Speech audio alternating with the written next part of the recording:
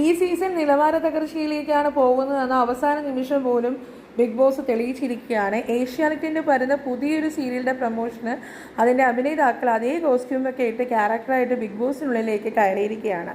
സാധാരണ ഒരു പ്രൊമോഷന് film promotion എത്തുന്ന ആൾക്കാരെപ്പോഴും ഒന്നുകിൽ ആക്ടിവിറ്റി ഏരിയയിലോ അല്ലെങ്കിൽ ലാലേട്ടൻ വരുന്ന എപ്പിസോഡിൽ ലാലേട്ടൻ്റെ അടുത്തോ നിന്നിട്ടായിരിക്കും ആ ഫിലിം പ്രൊമോഷൻ നടത്തിയിട്ട് പോകാറുള്ളത്. പക്ഷേ ഇതിപ്പോൾ മറിച്ചാണ്. കാരണം ഏഷ്യാനെറ്റിൻ്റെ സീരിയലാണല്ലോ, അവിടെ എപ്പോഴും പ്രത്യേകതയുണ്ടല്ലോ. അവർ ഹൗസിനുള്ളിൽ തന്നെയാണ് കയറി കണ്ടസ്റ്റൻസുമായിട്ടൊക്കെ മിങ്കിൾ ചെയ്യുന്നുണ്ട്. അപ്പോൾ ഇതിൽ വേറൊരു വിശേഷം എന്ന് പറഞ്ഞാൽ, ഇത് ഏഷ്യാനെറ്റിൻ്റെ സീരിയൽ ആയതുകൊണ്ട് ഇത്രയും പ്രിവിലേജ്ഡായിട്ട് കാണിക്കുന്നുണ്ടെങ്കിൽ ഇത് തന്നെയാണ് ഏഷ്യാനെറ്റിൻ്റെ സീരിയൽ ആക്ടേഴ്സ് വരുമ്പോൾ അവർക്ക്, ഈ സീരിയൽ ആക്ടേഴ്സ് കണ്ടസ്റ്റൻ്റായിട്ട് വരുമ്പോൾ അവർക്ക് കിട്ടുന്ന സ്പെഷ്യൽ പ്രിവിലേജസ്. അതിന് എക്സാമ്പിളാണ് Sreethu cuteness drama combo drama നടത്തി ഇപ്പോഴും അവിടെ നിൽക്കുന്നതിൻ്റെ യഥാർത്ഥ സത്യം എന്ന് പറയുന്നത്.